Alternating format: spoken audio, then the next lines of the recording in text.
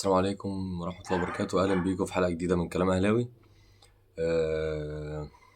الواحد الحلقة اللي فاتت بعد المباراة اتكلمنا مع بعض في كام نقطة كده، والواحد كان عنده بعض نظر في أنواع البوستات اللي هنشوفها الفترة الجاية. أولهم يعني كمية بقى النقاد الرياضيين اللي بيتكلموا على بصوا بقى جماهير الأهلي، كولر الراجل الطيب الغلبان اللي جاب لهم 11 بطولة في مش عارفة كام سنة، دلوقتي بيقولوا له ارحل ومش عايزينه وبيضربوه بالازايز والقصص دي. قصة الازايز انا هاجي لها قدام في الحلقة، فلو انت بس عايز ايه تبدأ تحرق في نفسك كده اصبر على رزقك شوية. قصص الازاز جاية قدام. لو هنتكلم على كولر، طيب حضرتك لما هتيجي تتكلم وهتفضل تنشر البوستات بتاعت الكرة مكسب وخسارة، يا جماعه انتوا ليه اتعودتوا كده؟ وشفت بقى بوستات من شفتوا بقى الكره المصريه بوظت جماهير الاهلي ازاي، ادي اخره مجاملات الاهلي ومش عارف ايه وبتاع. يا عم روح اخبط دماغك في الحيطه بقى، عرفتونا بقى بالكلام والهبل اللي انتوا بتقعدوا تقولوه ده.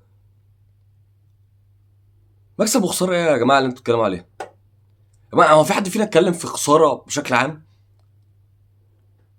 يعني على مدار السنين اللي فاتت شفتوا جماهير الاهلي بتتكلم على ان هو يا خساره احنا بنخسر بس لاجل ان احنا بنخسر، ولا ان انا بخسر عشان انا ما بلعبش؟ تاني هنقولها تمام عشان يمكن مثلا الكلام كان كبير شويه على الناس، مش بتكلم عليا انا بس، بتكلم على الناس جميعا اللي ارائها شبيهه لارائي، والناس المعاديه للاراء دي وبتفضل تكتب بوستات الواحد مش فاهمها بصراحه. ف تاني بنعيدها، العب واخسر ما عنديش مشكله، خلاص انت كده تمام زي الفل يا باشا. نتكلم بقى في ان احنا ما بحصدش بطولات عادي جدا. انشيلوتي امبارح بعد ما خسر من نهائي كاس اسبانيا قدام برشلونه، كل الكلام بيقول اصله لازم يرحل. ليه؟ اصل الراجل هيجيب لهم موسم صفري. انشيلوتي بلعيبه ريال مدريد، باللعب اللي ريال مدريد بيلعبوا، يعني ما اعتقدش في اتنين هيختلفوا ان ريال مدريد ماشي مش ريال مدريد بس بيلعبوا الى حد ما، بيلعبوا عندهم مشاكل دفاعيه تمام مفيش مشكله تتصلح يعني، بس الراجل خرجهم بموسم صفري وبنتكلم على انشيلوتي والناس عايزاه يمشي. فالقصه مش في مكسب وخساره او ان احنا جماهير عايزه مكسب بس، ماشي، لا احنا عايزين نلعب، ولما اخسر مره اتنين وانا بلعب خلاص يا سيدي، ما زي ما انت بتقول كده الكوره مكسب وخساره وانا متفاهم ده، فخلاص ما عنديش مشكله نساند ونعمل ونقول تمام ولا عادي وليه حاجات كتير قوي تحسب له ومفيش مشكله. لكن انا من يوم ماتش باتشوكا ما شفتش نور، لا شفت نور في بعد كده في السوبر افريقي ولا سوبر مصري، انت كسبان السوبر المصري بتروح الروح، ولا في دوري، ولا كسبت بيراميدز ولا ماتش، ولا كسبان الزمالك ولا ماتش، وعمال تعادل في الدوري قد كده. فما تقوليش مكسب وخساره. عارف انا لو بخسر كل ده بس بلعب اقول لك ايه ده يعني سبحان الله، لا ده ربنا بقى غضبان على الاهلي. لكن انت ما لعبتش اصلا، انت ما لعبتش كوره الموسم خالص عشان تقول لي يا جماعه الكوره مكسب وخساره ايه، يعني ان الراجل يخسر كام ماتش يعني ومش عارف ايه. ما هو ياما جاب، انا ماليش دعوه بياما جاب ايه. يا جماعه هو انتوا ليه يعني بتتعاملوا مع كولر ده ان هو يعني مخلد في الدنيا؟ هو كولر ده بني ادم عادي جدا وده شغله، زي ما انت كده بتتفرج دلوقتي او انا كده برضه، انا عندي شغلي وانت حضرتك عندك شغلك، تمام، ماشي في شغلك تمام، بتعمل كل اللي مطلوب منك تمام زي الفل. هيجي فتره مش هتعمل شغلك، الناس هتستحملك لانك كنت بتعمل شغلك كويس. لما تفضل تكابر وما تصلحش من اخطائك وتفضل على مدار سنه بقى، ما احنا بنتكلم على موسم كروي فبالنسبه لنا احنا في الشغل قول لي يا سيدي اكنها سنه، ما مش شايف شغلك خالص ومستغرب الناس بتقول لك خلاص بقى كفايه ليه. طبعا هو المثال هنا يختلف شويه لان الناس هنا هي الجماهير اللي بتقول له اختلف، سوري امشي، لكن هناك هيبقى مش الناس، مش الجماهير اللي بتقول له امشي، هيبقى يعني الناس اللي فوق. وعلى فكره هو ده اللي كان المفروض يحصل في الاهلي بقى له فتره يعني، وده اللي الناس نادت بيه. كفايه بقى كولر بقى محتاج يقعد بقى يريح خلاص كده. الراجل خلاص كان موجود لفتره معينه زمنيه ادى اللي عليه في النادي الاهلي، خلاص ما بقاش وقته، ده ما بقاش وقت كولر، مش طريقه لعبه اللي هتخلي الاهلي كويس دلوقتي. دفنه للمواهب وللعيبه دي مش احسن حاجه دلوقتي. عمل اللي عليه في فتره، شكرا جدا لحضرتك قدمت لنا كفايه، يلا شكرا مع السلامه. بس ايه العيب في ده بقى؟ فدي اول نقطه كنت حابب اتكلم عليها. وعلى فكره ما حدش قال من الجماهير ان كولر بس اللي شايل الليله، كولر عليه الغلط الاكبر ماشي، لانه في الاخر المدير الفني، انت اللي سايب اللعيبه كده بلا روح بلا هدف، بلا خطط بلا انتاج بلا اي حاجه خالص، دي غلطتك. يوم ماتش سان داونز لما لقينا بدايه اشراقه خير قلنا يمكن خير، ما لقيناش بعديها خير فطبيعي هنقول لك لا. فزي ما قلنا لا مش كولر بس اللي هيشيل الليله، ماشي، بس كولر بدايتها كده. هنشوف الدنيا، مجلس الاداره هتعدل الدنيا دي، تمام، هتعدلها وشكرا جدا ليكوا. يمكن ما خدتوش بالكم الفتره اللي فاتت مع اختلافنا الشديد في ان في 30,000 نقطه انتوا بتعملوها الفتره اللي فاتت لا بقت مفهومه ولا مرضيه للجماهير ولا اي حاجه خالص. وانا ماليش دعوه بالجماهير اللي راضيها الكلام ده، كل واحد يقول رايه وانا بحترم رايك، بس انا ما بتكلمش بلسانك، انا بتكلم بقى بلسان الجماهير اللي مش عاجبها ده. لان احنا اللي وصلنا ده اهو، شايفين بقى اللي وصلنا ده ايه؟ اهو 0 بطولات. عشان ما لعبتش كوره السنه دي، انا ما ركزتش العب كوره السنه دي، انا ركزت في كل حاجه تاني بره الملعب. وده الكلام اللي بيتقال من بدايه الازمات، احنا مركزين في كل حاجه الا جوه الملعب، ودي النتيجه. فلما بعد كده اقول لك رايي تحترمه وتسمعه وتفهمه، وبعد كده ابقى اقول رايك بقى انت براحتك زي ما انت عايز، زي ما انا بسمعك. لان ببساطه الكلام اللي بيتهري فيه اليومين دول، الكلام ده بيتقال من ناس كتير قوي بقالها فتره، بقالنا فتره شايفين القصه جايه، شايفين المصيبه جايه. يا جماعه في مصيبه جايه، يا جماعه احنا داخلين موسم صفري، يا جماعه خلي بالكم، يا جماعه بلاش القرارات اللي مش فاهمينها، يا جماعه اطلعوا ضحوا للجماهير، يا جماعه بلاش الاعلام يبقى شغال بس على قصص الحرقان والكلام ده. لكن الناس دي اتشتمت، انتوا مش اهلاويه، انتوا ما بتحبوش الاهلي، انت يا سيدي بتقارننا بالزمالك، انا اللي بقارنك بالزمالك. طب انت الزمالك السنه دي بكل بقى شوف مشاكله دي كلها، بصوا بس عشان نبقى متفقين، انا ما بقارنش الاهلي بالزمالك وهو ما فيش وجه مقارنه اساسا. والبوستات بتاعت برضه بيراميدز بتاعت او شفت الطموح انتصر في الاخر، يا سيدي هو انتصر بعد كام سنه؟ طموح ايه اللي انتصر يا باشا؟ هو من يوم ما بيراميدز اتاسس لحد النهارده انا واخد كام بطوله؟ فانت مش انت مستغرب ان بيراميدز بكل اللي بيعمله ده يعني ملوش حق يوصل مره حتى نهائي افريقيا؟ ما يوصل، وانا الحلقه اللي فاتت قلت يوصلوا وعادي ما فيهاش مشكله، لعيبه مصريه، في لعيبه مصريه في بيراميدز حقهم يفرحوا، ما فيش حاجه، الناس اجتهدت السنه دي، بيراميدز فريق السنه دي اجتهد، ادوا للكوره فطبيعي الكوره هتديهم، انت ما اديتش للكوره فالكوره مش هتديك، ده اخر الكلام. لكن مقارنه مع ذلك انا ما بقارنش الاهلي باي حد اصلا، هو ما فيش اصلا وجه مقارنه. لكن انت زيك زي الزمالك السنه دي خارج اهو زي موسم صفري، ما فرقت في ايه يعني؟ انت فرقت عنه في ايه؟ بأزماته بمصايبه بكل حاجه، فانا ما بقارنش بالزمالك. بس لما اقول لك ان الكره في الملعب برضه واكسب في الملعب وباين ان انا بطل في الملعب كالعاده، دي حاجه مهمه. ولما اخسر في الملعب برضه اقول مش مشكله، عملت اللي عليا. لكن انا ما خسرتش في الملعب، انا من اول الموسم ما خسرتش في الملعب، انا خسرت بره الملعب قبل ما انزل. افهموا الكلمه دي. وابوس ايديكم، ابوس ايديكم، بطلوا تروحوا تتفرجوا على الهايلايتس بتاعت كل ماتش او المقتطفات بتاعت كل ماتش اللي بتنزل بعد كده ملخصات على اليوتيوب، واقول بصوا ما الاهلي عمل ده عمل والله كورتين ثلاثه حلوين والله. طب هو ايه يعني وايه المشكله؟ هو الناس دي بتتكلم كده ليه وبتقول كده ليه؟ ايوه يا سيدي، انت رايح تتفرج على حاجه اسمها هايلايتس، مقتطفات من ماتش، يعني هيجيبوا الحتت المهمه في المباراه وهيعرضوها لك، غير انك تبقى شفت المباراه 90 دقيقه، شايف الملعب كله، شايف التحركات كلها، ده مش هيحصل في الخمس دقايق اللي بتنزل دي. فبلاش تقعدوا تتفرجوا على الحاجات دي وتطلعوا تقولوا انتوا بتنتقدوا ليه، ما الناس بتلعب وفي شغل اهو، الدنيا ماشيه وتمام. ايه يعني خسرنا في، احنا ما خسرناش في الملعب، هي كانت واحد واحد، بس هو عشان النتيجه بره ارضك. اي انت ما شفتش الماتش، اللي بيقول كده ده والله العظيم انت اكيد ما شفت الماتش، عشان انت ما لعبتش كوره يوم الماتش عشان تقول ايه يعني يخرج واحد واحد، بس اصل خلاص ما انا عملت انت لو كنت عملت اللي عليك يوم الماتش ما كانش حد اتكلم بعديها، لكن انت ما لعبتش. بس في ناس كده في اعلام النادي الاهلي حرفيا ماشيين مع الموجه. يعني في اول القصه خالص دفاع عن كولر باستماته هو وكابتن محمد رمضان، والناس دي لسه بتشتغل، وطبعا اتقال يعني قصص بقى وحواديت واساطير عن كابتن محمد رمضان، قد ايه الراجل ده ليه بعد فكري فوق تحت يمين شمال، وهتشوفوا حاجات انتوا ما شفتوهاش قبل كده في الكوره، وهتشوفوا عقبات، وراجل صارم وما يعرفش الهزار.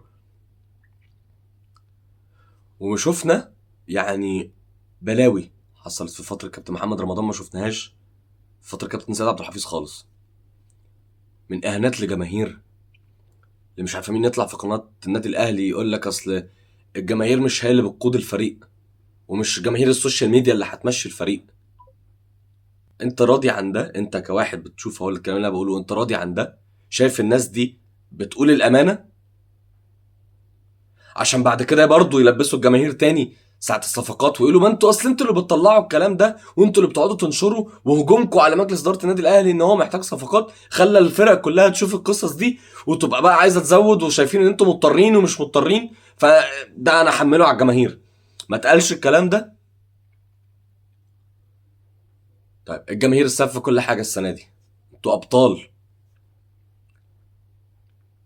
والجماهير هي اللي خسرت كل حاجه السنه دي.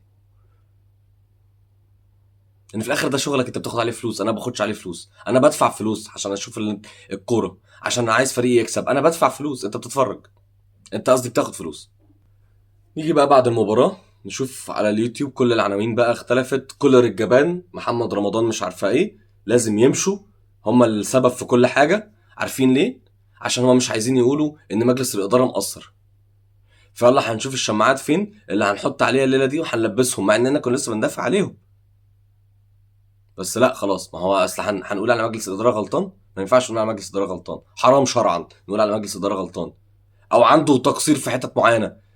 جماهير بتشكر مجلس الاداره في اي فرصه بتيجي، بس لما بنقول في حاجات غلط ده مش عيب، ولما انتوا كمان كاعلام مهني تقولوا في حاجات غلط ده مش عيب، ده ما يخلكش يعني مش من اعلام النادي الاهلي. يا رب تكونوا حتى بتقولوا، بقول لك على حاجه، يا رب تكونوا بتقولوا كده بينكم وبين بعض خلف الاسوار المغلقه ولا الابواب المغلقه، يعني احنا مرضين لو ده بيحصل، احنا مرضين تمام، بس بتطلعوا انتوا تقولوا لنا الكلام ده عشان بس يعني تبقوا بتدافعوا عن شكل المجلس الاداره، ما عنديش اي مشكله، بس يبقى في حد بيحاسب، يبقى في حد بيقول يا جماعه اللي بيحصل ده عبث يعني. نيجي بقى لاخر نقطه انا عايز اتكلم فيها، وهي قصه الجماهير والبوستات بقى المسيئه لجماهير النادي الاهلي، واللي وصلت ان هي بتسيء لجماهير مصر بشكل عام والرياضه في مصر. انتوا بتوع ريتش، الناس بقى اللي بتعمل دي هي دي الناس اللي بتاعت ريتش، اللي بتطلع بعد كده تكتب بوستات تقول لك شايفين بقى اللي بيعترض ده واللي بيتكلم واللي بيقول هناك ده بقى هو بتاع ريتش اهو، ده بياخد فلوس ده عشان يطلع يقول الكلام ده. الكلام ما بيتقالش عليا بس بيتقال على ناس انا بحب رايها وبيتقال عليهم كده.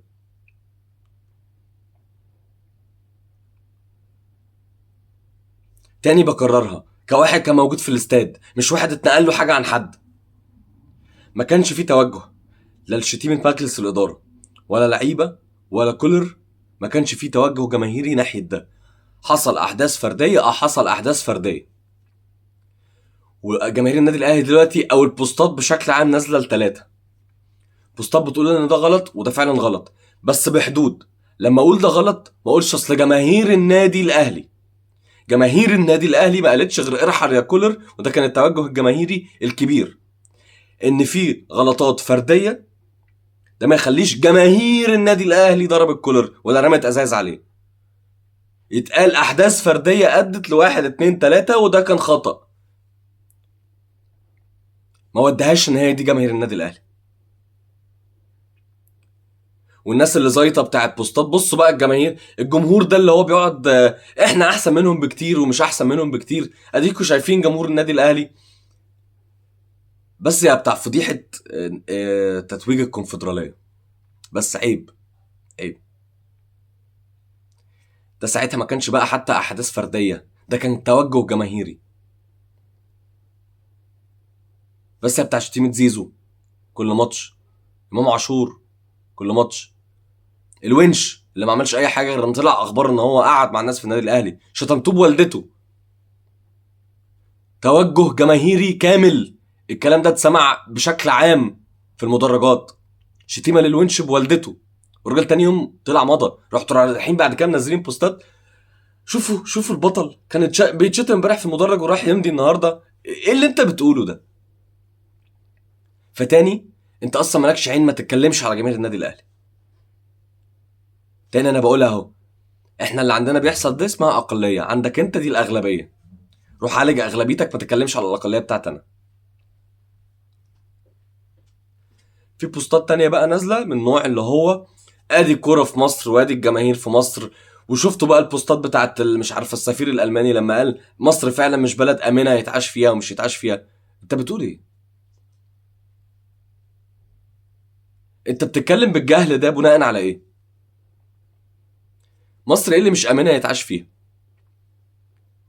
عشان ازايز اترمت، احنا لسه قايل ان هو غلط، ماشي، انا لسه قايل ان الفعل ده غلط، لكن مصر ايه اللي مش امنه يتعاش فيها عشان شويه ازاز اترمت في ملعب؟ ده مشهد احنا بنشوفه في العالم كله اصلا، في دوريات العالم كله اصلا، في ملاعب العالم كله اصلا.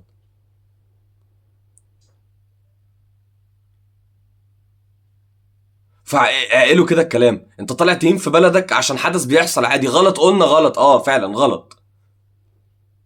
لكن ما توصلش انك بتهين بلدك عشان حدث فردي حصل من 3 4 5 6 في المدرج، فتقول اصل دي جماهير الكره المصريه وبصوا الراجل خايف وخارج خايف. غلط غلط فعلا، والراجل فعلا كان خايف وما يستحقش، ما اختلفناش. لكن لما تتكلم بقى على الجماهير بشكل عام يبقى لا، تتكلم بقى على الاغلبيه. الاغلبيه ما شتمتش وما حدفتش وما كانش في اي اهانات، كانت احداث فرديه. وانا برضو عكس تماما الجماهير اللي رايحه ناحيه اصل دي اترمت من مدرجات الصحفيين. لا لا يا جماعه، ما حصلش. الازايز اترمت من مدرج تانية من فوق. انا كنت واقف في تاني، انا كنت قاعد في تانية سفلي، وبقول لكم الازايز اترمت فعلا من تانية علوي ومن تانية سفلي من فوق.